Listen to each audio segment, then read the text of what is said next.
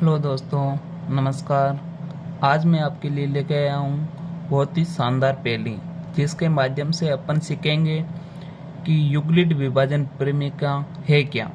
तो सबसे पहले आज मैं आपको ये पहेली पढ़ के बताता हूँ। उसके बाद अपन सीखेंगे कि इसके आधार पर किस टाइप के क्वेश्चन कक्षा 10 में आते हैं और आज अपन करना सीखेंगे। तो सबसे पहले अपन पहेली को पढ़ते हैं। पहली दी गई है, एक विक्रेता सड़क पर चलते हुए अंडे बेच रहा था। एक आलसी व्यक्ति जिसके पास कोई काम नहीं था उस विक्रेता से वाक युद्ध प्रारंभ करते हैं। इससे बात आगे बढ़ गई और उसने अंडों की टोकरी को छीनकर सड़क पर गिरा दिया। अंडे टूट गए। विक्रेता ने पंचायत से कहा कि उस व्यक्ति से टूटे हुए अंडों का मूल्य देने को कहे। विक्रेता ने मतलब जो गांव की पंचायत होती है उनसे कहा कि मेरे अंडे इस आलसी व्यक्ति ने तोड़ दिए हैं, तो आप इन अंडों के पैसे मुझे दिलवाओ। तो पंचायत ने जब विक्रेता से पूछा कि कितने अंडे टूटे थे, उसने निम्नलिखित उत्तर दिया। तो अब वह व्यक्ति जो विक्रेता था, अंडा बेच रहा था, वो क्या कह रहा है उस चीज को अपन को ध्यान से पढ़ना है। तो उसने कहा कि अगर दो दो अंडों को साथ में गिने, दो दो गिनने पर एक बचेगा, मतलब उन अंडों के अगर दो दो जोड़े बना दे तो उसमें से एक अंडा लास्ट में बच जाएगा। फिर उसने कहा कि तीन तीन गिनने पर दो अंडे बचेंगे। फिर उसने कहा कि तीन तीन के अगर अंडों के जोड़े बना के गिनूंगा तो फिर उसमें लास्ट में दो अंडे बच जाएंगे। फिर उसने कहा कि चार चार गिनने पर तीन अंडे बचेंगे, मतलब चार चार के जोड़े बना के अगर सारे अंडे गिन ले तो उसमें से तीन अंडे लास्ट में बच जाएंगे। फिर उसने कहा कि पांच पांच गिनने पर चार अंडे बचेंगे और छह छह गिनने पर पांच अंडे बचेंगे और सात सात गिनने पर कुछ नहीं बचेगा। लास्ट में उसने ये बता दिया कि अगर सात सात अंडों के जोड़े बना दूं टोटल तो एक भी अंडा उसमें पीछे नहीं बचेगा। कहने का मतलब है कि सात सात अंडों के जोड़े बनाने पर टोटल जोड़े एकदम बनेंगे और एक भी अंडा पीछे नहीं बचेगा। तो इस चीज को अपन कैसे समझते हैं, लास्ट में उसने ये भी कहा कि मेरी टोकरी में 150 से अधिक अंडे नहीं आ सकते। तो उसने ये भी फाइनल कर दिया कि 150 से कम ही अंडे थे, लेकिन है कितने उसने इस पहेली के माध्यम से बताया। अब अपन समझेंगे कि वो अंडे थे कितने। तो सबसे पहले इसमें लिखा गया कि अंडे थे कितने। आइए इस पहेली को हल करने का प्रयत्न करें। मान लीजिए कि अंडों की संख्या ए, तब उल्टे क्रम से कार्य करते हुए हम देखते हैं कि ए संख्या 150 से छोटी या उसके बराबर है। तो उसने एक बात तो फिक्स कह दी कि अंडों की संख्या थी वो थी 150 से कम। तो अब है कितनी, अपन इसको किताब में करके देखते हैं। तो जब तक आप मेरे साथ बने रहिए और आप मेरे चैनल पे नए हो तो चैनल को सब्सक्राइब जरूर करें और ऐसी पढ़ाई संबंधित वीडियो मैं आपके लिए बनाता रहूँगा। तो सबसे पहले अपन देख लेते हैं कि अंडों की संख्या थी, वो मान लेते अंडों की संख्या ए मान लेता हूं। या तो वो 150 के बराबर होगी या फिर 150 से कम होगी, ये चीज उसने कही है। या तो 150 के बराबर या फिर 150 से कम होगी। तो सबसे पहले अपन क्या देखते हैं, ऐसे मान लो कि 150 में अगर मैं ऐसे अंडों के साथ साथ योग बना उस पे, मतलब एक भी अंडा शेष बचता नहीं। कहने का मतलब अगर मैं अंडों की संख्या 150 मानता हूं तो उसमें 7 का भाग देने पर जाएगा ये 2 बार 14 और 1 10, तो उसमें 10 शेष बच गया। फिर मैं भाग दूंगा 7 का और तो 3। उसने कहा था कि 7 जोड़े बनाने पर एक भी अंडा बचेगा नहीं, लेकिन इसमें तो 3 बच रहा है, मतलब 150 तो नहीं है। अब मैं लेता हूँ 149।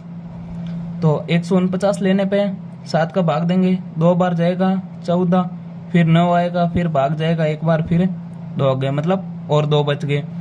तो अब अपन क्या करेंगे, फिर 148 लेके देखेंगे क्योंकि 150 से कम बताया उसने। तो 7 का भाग देने पर वो पूरे पूरे अंडे विभाजित हो जाएंगे, कहने का मतलब पूरे पूरे जोड़े बनेंगे। तो मैं इसमें दिखा देता हूँ, जैसे फिर 2 से भाग देंगे 14 8 और फिर 1 बच गया। अब अपन लेंगे 147।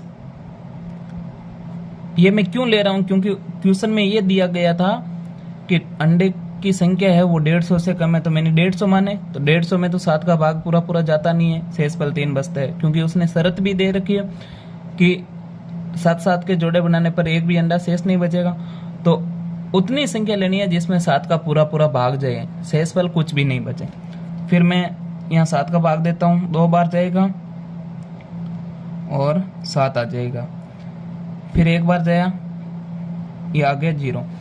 अब इसने क्या बात की है कि ये संख्या तो अपन को मिल गई जो 150 से कम है, लेकिन 7 का पूरा पूरा भाग जाता है। मतलब 147 अंडे अगर होंगे उस टोकरी में तो उसके 7 के जोड़े बनाएंगे तो वो पूरे पूरे बनेंगे, एक भी चीज फिक्स नहीं, कम नहीं पड़ेगी। उसके बाद इसमें और भी शर्तें दी गई है कि अगर मैं 6 के जोड़े बनाऊं, इसमें लिखा है कि अगर 6 गिनने पर 5 अंडे बचेंगे। क्या 147 में अगर 6 का भाग दूं तो शेषफल 5 ही रहता है, ये देखते हैं। तो सबसे पहले 6 का भाग दिया 2 और सबसे पहले अपन देख लेते हैं, ये 3 बच गया। हालांकि बचने कितने थे, 5, 6 गिनने पर 5 बचेंगे, इसने ये कहा है, लेकिन यहाँ कितने बच रहे हैं, 3, तो इसका मतलब ये संख्या नहीं होगी।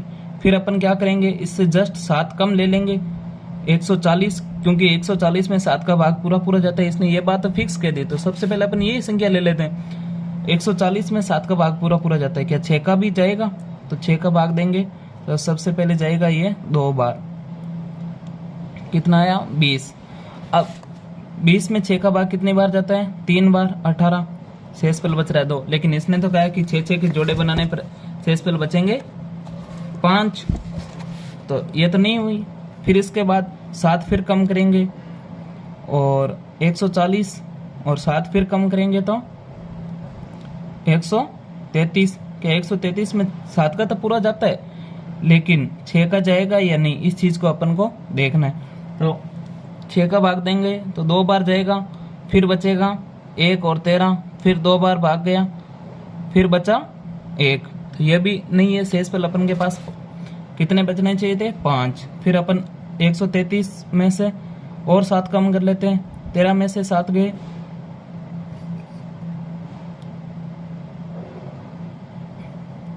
6, 2 और 126। क्या 126 में 6 का भाग जाता है, हाँ 6 का भाग जाता है, 126 में जाता है, 6 बचेंगे, फिर एक बार गया तो इसमें शेषफल बचा 0, लेकिन शेषफल उसने कहा कि 5 बचना चाहिए। अब 126 में से फिर 7 कम करता है तो 119 आते हैं। क्या इसमें 7 का भाग तो पूरा पूरा जाएगा, क्योंकि मैं 7 संख्या पहले ही कम कर रहा हूँ, लेकिन क्या 6 का भाग भी जाएगा, हाँ देख लेते हैं। 6 का भाग देने पे आ रहा है, एक बार जाएगा 6 आएगा, 5, ये 6। अब देखो 6 का भाग कितनी बार देंगे, इसमें ये जाएगा 9 बार, 54 आ गए, ये 5, ये संख्या आ गई। 119 में 6 का भाग 19 बार जा रहा है और शेषफल बच रहे 5। तो क्वेश्चन में ये चीज दी गई थी कि शेषफल 6 के जोड़े बनाने पर 5 बचेंगे, क्या 5 के जोड़े गिनने पर भी 4 बचेंगे, ये चीज 119 में अपन को देखनी है। तो 5 के मैं जोड़े बना रहा हूँ, जैसे 119 अंडे है तो 5 के जोड़े बना रहा हूँ, तो इसके लिए मैं क्या करूंगा, 5 का भाग दूंगा। तो इसने शर्त पहले ही बता रखी है, 5 के जोड़े गिनने पर 4 बचेंगे, क्या इसमें 4 बचेंगे, तो भाग गया 2 बार 10 और 1 और 19, भाग गया 3 बार 15 और 4, हाँ ये 119 है, इसमें ये सारी शर्तें मान्य हैं। तो इससे अपन को क्या क्या पता चला कि उस टोकरी में अंडे कितने थे, 119 अंडे थे, ये चीज उसने पहले दी। लेकिन इसके आधार पर अपन को ये चीज समझनी है कि यूक्लिड विभाजन प्रमेय है क्या। सबसे पहले मैं आपको ये चीज मैंने आपको पहले ही बता दी कि किस टाइप से अपन को अंडों की संख्या ज्ञात करनी है, लेकिन यूक्लिड विभाजन प्रमेय ये कहता है कि जैसे मान लो टोटल संख्या मैंने मानी थी a, ठीक है, उसका मान आया 119, तो अपन को क्या करना है, जैसे मान लो मैंने 119 है, इसमें मैंने भाग दिया 7 का भाग दिया, तो इसमें भाग गया कितनी बार, सबसे पहले एक बार 7, 11 में से 7 गए, 4 और 9, 49 आ गए, शेषफल कितना बचा 0। तो अब अपन को एक चीज तो पता है कि 7 को मैं 17 से गुणा करूंगा और शेषफल जोड़ दूंगा तो 119 आएंगे। तो इस चीज को मैं ऐसे लिख सकता हूं, 17 गुणा 7 प्लस का शेषफल कितना है 0। ये चीज लिख सकता हूं क्योंकि 17 को 7 से गुणा करने पर ये 119 के बराबर होंगे और शेषफल 0 का मान वैसे भी बराबर होंगे। अब दूसरी चीज मैं ये लिखूंगा 119, और अभी मैंने जैसे यहाँ पे 7 के जोड़े बना रखे, अब मैं 6 के जोड़े बनाऊंगा तो भाग जाएगा कितनी बार, भाग जाएगा 19 बार, और शेषफल कितने बचेंगे 5, क्योंकि ये चीज उसने कही है कि 6 गिनने पर 5 बचेंगे। और फिर मैं 119 में 5 का भाग दूंगा तो शेषफल कितने बचने चाहिए 4 शेषफल बचने चाहिए, भाग कितनी बार जाएगा 23 बार। तो अब चीज अपन ये देख सकते हैं, यूक्लिड विभाजन प्रमेय यही कहती है कि अपन को इस रूप में उस संख्या को लिखनी है, टोटल जो भी संख्या है उसको इस रूप में लिखनी है। इस रूप को उसने लिखा कि a बराबर B Q plus R, R यहाँ पे जो है वो शेषफल है, बी यहाँ पे जो बाहर वाली संख्या जिसका अपन भाग देते हैं, और क्यू यहाँ पे इसने लिया है जितनी बार भाग जाता है, कितने जोड़े बने। जैसे 7 के मैं अंडों के जोड़े बनाऊंगा इसमें तो 17 बनेंगे टोटल। तो ये चीज इसने दी है, इसी को इस रूप में लिखना ही यूक्लिड विभाजन प्रमेय का है। कहने का मतलब जो अपन भाग दे रहे हैं, जिस संख्या का भाग दे रहे हैं और कितनी बार भाग जा रहा है, उसको दोनों को गुणा में शेषफल ये आर का मान और बराबर में जिस संख्या में भाग दे रहे हैं वो संख्या, ये रूप लिखना ही यूक्लिड विभाजन प्रमेय का है। अब इसमें एक चीज ये भी फिक्स हो गई कि आर का मान है या तो 0 होगा, आर का मान या तो 0 होगा या फिर हमेशा 0 से बड़ा होगा, क्योंकि माइनस में तो कभी आएगा ही नहीं, और हमेशा ही इससे इस b से छोटा होगा, b के बराबर नहीं होगा, हमेशा ही b के छोटा होगा। ये चीज इसने लिखी है। क्यों होगा, क्योंकि अगर मान लो r का मान इस 7 के बराबर है, जैसे शेषफल यहाँ पे 7 ले लिए तो भाग तो टोटल चला जाएगा, फिर 7 का भाग फिर एक बार जाएगा और यहाँ पे शेषफल 0 ही बचेगा। कहने का मतलब है कि r का मान हमेशा ही या तो इस बाहर वाली संख्या से छोटा होगा या फिर 0 के बराबर होगा, फिर या 0 से बड़ा होगा, और इस बाहर वाली संख्या b से छोटा होगा। तो यूक्लिड विभाजन प्रमेय का कि यही है फॉर्मूला, a बराबर बी क्यू प्लस आर। जैसे मान लो मैं कोई संख्या आपके सामने लिख रहा हूं, जैसे ये संख्या हो गई कि 125, तो इसमें मैं मान लो भाग दे रहा हूं 5 का, तो ये कितनी बार जाएगा, पहले 2 बार गया 10 आया, फिर 2 और 5 बार गया 25 आ गए, शेषफल कितना बचा 0 बचा। तो इस चीज को मैं इस रूप में लिख दूं, ये जो अंदर वाली संख्या है ये a का मान हो गया, बाहर वाली संख्या b का मान हो गया, ये ऊपर जो संख्या जितनी बार भाग जा रही है q का मान हो गया, और शेषफल जो 0 है वो हो गया। इसी को अगर मान लो ऐसे समझे ये क्या दोनों चीज बराबर है, तो सबसे पहले मैं 6 को 19 से गुणा कर देता हूँ, 6 को 19 से गुणा करूं और 5 जोड़ूंगा तो 119 आएगा। तो ये अगर सेटिस्फाई हो रहा है तो वो यूक्लिड विभाजन प्रमेय को प्रूव कर रहा है, सिद्ध कर रहा है। धन्यवाद।